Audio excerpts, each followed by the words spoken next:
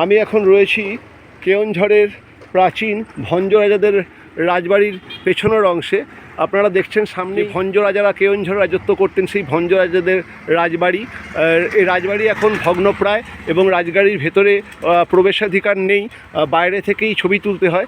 এটা রাজবাড়ির পেছনের দিকের অংশ এবং ঠিক রাজবাড়ির এইখানে রাজবাড়ির উল্টো দিকেই রয়েছে বিখ্যাত চন্দন পোখরি বা চন্দন পোখরি মানে হচ্ছে পুকুর বা পন্ড। এটা হচ্ছে চন্দন পোখরি বা চন্দন পুকুর। এটাই ভঞ্জ রাজাদের খনন করা বিশাল পুষ্করিণী এবং সেই পুষ্করিণীর মাঝখানে একটি মন্দিরও রয়েছে, দেখতে পাচ্ছেন। অসাধারণ সুন্দর প্রাকৃতিক পরিবেশ। চতুর্দিকে আপনারা দেখতে পাচ্ছেন কেওনঝড় হিলস। এই যে পর্বত রেঞ্জটা দেখছেন, এটা কেওনঝড় হিলস এবং কেওনঝড় হিলসের ঠিক পাশেই এই ভঞ্জ রাজাদের বিশাল বড় রাজবাড়ি, যাকে বলা হয় এখন বলা হয় কেওনঝড়ের পুরনো রাজবাড়ি, ওল্ড প্যালেস, ওল্ড রাজ প্যালেস, ভঞ্জ রাজাদের প্রাচীন রাজবাড়ি। এবং তার সামনেই রয়েছে বিখ্যাত চন্দন পোখরি এবং চন্দন পোখরিতে রয়েছে একটি বিশাল বড় মন্দির, দেখতেই পাচ্ছেন পুকুরের মাঝখানে মন্দির। এবং এটা বাই বোট অর্থাৎ নৌকা করে এই মন্দিরে যেতে হয়। রাজবাড়ির নিজস্ব নৌকা আছে, সেই নৌকা করে পুরোহিত ওই মন্দিরে যান এবং সেখানে পুজো করেন।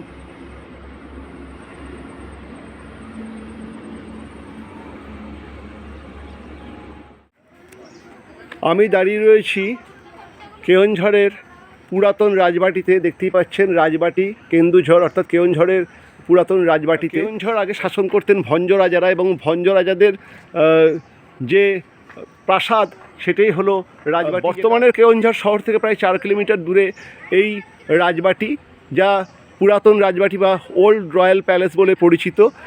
এবং এই যে রাজবাটি মুখ্য প্রবেশদ্বার, কিন্তু বর্তমানে এর ভেতরে কাউকে প্রবেশ করতে দেওয়া হয় না, কারণ বর্তমানে ভেতরে একটি কলেজ স্থাপন করা হয়েছে যেখানে ছেলেমেয়েরা পড়ে। অন্যান্য সময় খোলা থাকলেও বর্তমানে এটি বন্ধ রয়েছে।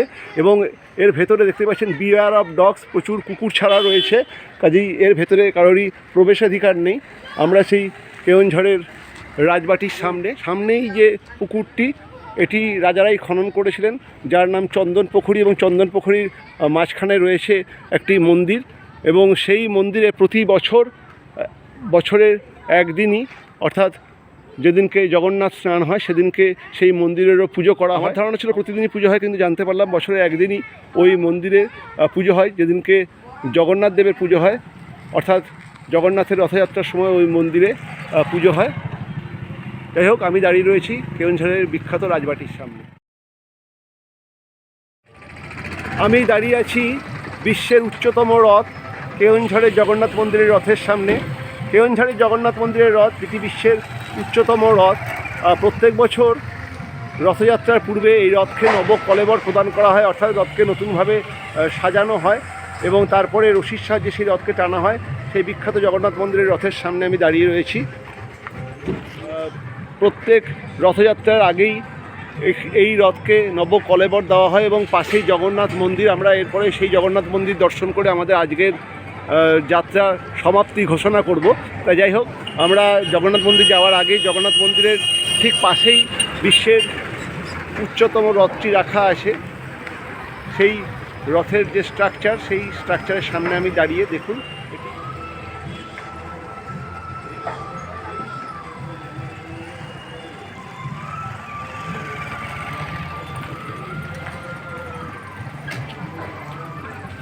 প্রত্যেক বছর রথযাত্রার সময় এই রথে নবকলেবর দেওয়া হয়, অর্থাৎ প্রত্যেক বছর রথযাত্রার পূর্বে এই রথকে সাজানো হয় এবং সুন্দর করে সেই রথ সাজিয়ে বের করা হয়।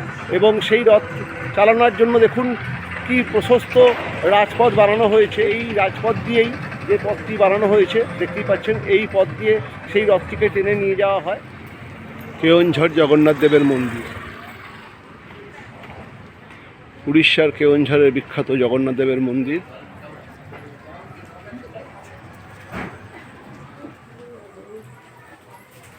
এটি কেওনঝড় জগন্নাথ দেবের মন্দিরের মুখ্য প্রবেশদ্বার। আমি সেই মুখ্য প্রবেশদ্বারের সামনে, দেখুন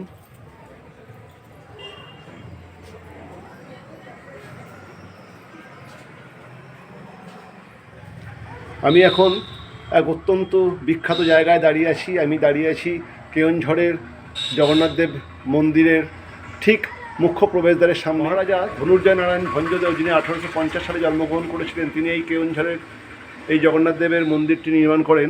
এবং এই মন্দিরের সামনে যে রথটি রাখা আছে, আমি যেটা বলছিলাম যে বিশ্বের সবথেকে উচ্চতম চ্যারিয়েট বা দেখুন আমার সামনে সেই wonder book of records international অর্থাৎ গিনেস বুক অফ ওয়ার্ল্ড রেকর্ডের সেই সার্টিফিকেট, যেখানে বলা হচ্ছে যে এই মন্দিরের যে রথটি সেটি tallest chariot in the world, 72 feet উচ্চতা বিশিষ্ট এই রথটি বিশ্বের উচ্চতম রথ, সেই সার্টিফিকেট। এবং ইন্ডিয়া বুক অফ রেকর্ডস থেকেও সার্টিফিকেট দিয়েছে। এবং দেখতেই পাচ্ছেন এই যে এখানে ওয়ান্ডার বুক অফ ইন্টারন্যাশনাল অর্থাৎ Guinness book of world records এবং ইন্ডিয়া বুক অফ রেকর্ডস থেকে সেই সার্টিফিকেট দেওয়া হয়েছে।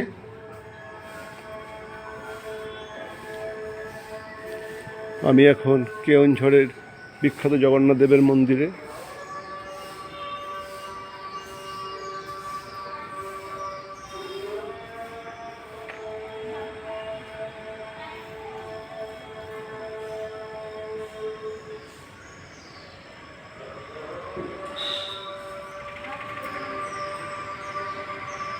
কেওনঝড়ের বিখ্যাত জগন্নাথ দেবের মন্দির।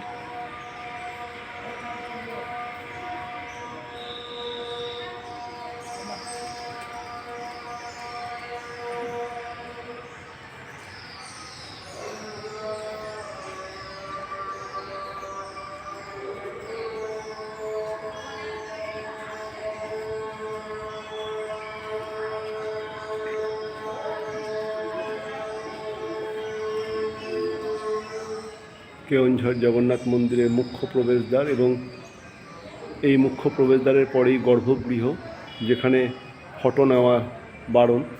জগন্নাথ মন্দিরের গর্ভগৃহে কোনো ফটোগ্রাফি বা ভিডিওগ্রাফি হয় না, তাই খুব ইচ্ছা থাকলেও আপনাদেরকে কেওনঝড়ের জগন্নাথ দেব, সুভদ্রা এবং বলরাম দেবের ছবি বা ভিডিও শেয়ার করতে পারছে। এই মুখ্য প্রবেশদ্বারের বাইরে থেকেই ভিডিওটা করতে হচ্ছে।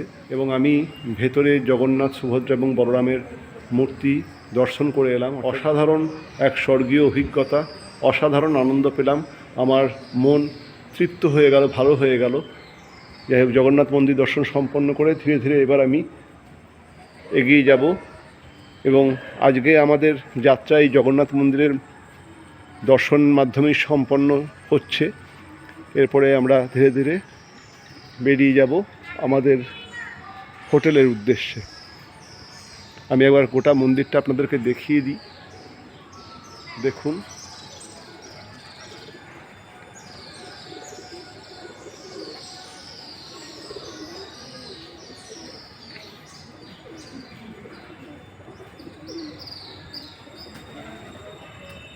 পুরীর জগন্নাথ মন্দিরের অনুকরণে কেওনঝড়ের জগন্নাথ মন্দির এবং একই রকমই দেখতে, মানে জগন্নাথ মন্দিরের যে স্থাপত্য শিল্প পুরীর জগন্নাথ মন্দিরের মতোই দেখতেই পাচ্ছেন।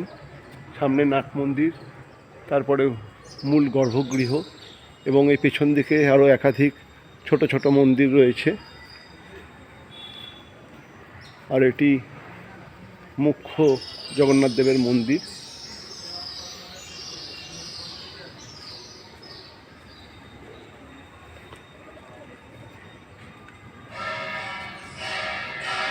ভেতরে জগন্নাথ দেবের সান্ধ্য উপাসনা শুরু হলো এবং আমি পুরো মন্দিরটি একবার প্রদক্ষিণ করলাম। কথিত জগন্নাথ মন্দিরের পূর্ণ প্রদক্ষিণে আপনার অনেক মঙ্গল সাধিত হয়। আমি কেওনঝড়ের বিখ্যাত জগন্নাথ মন্দির একবার পূর্ণ প্রদক্ষিণ করলাম। দেখতেই পাচ্ছেন এটি মূল জগন্নাথ মন্দিরের যে নাট মন্দির, সেই নাট মন্দির এবং এটি জগন্নাথ মন্দিরের গর্ভগৃহ। এবং এখন জগন্নাথ দেবের সন্ধ্যা আরতি শুরু হয়েছে, চলুন সেখানে যাই।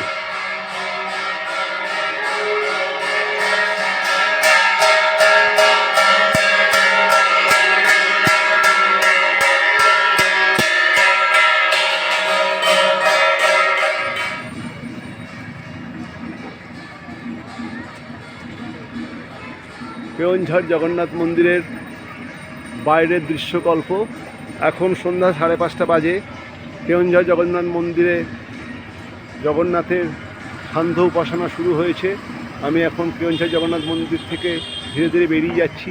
এবার ফিরে যাব নিজের হোটেলে। তার আগে কেওনঝড় জগন্নাথ মন্দিরের বাইরের রূপ একবার দেখিয়ে দিই আপনাদেরকে।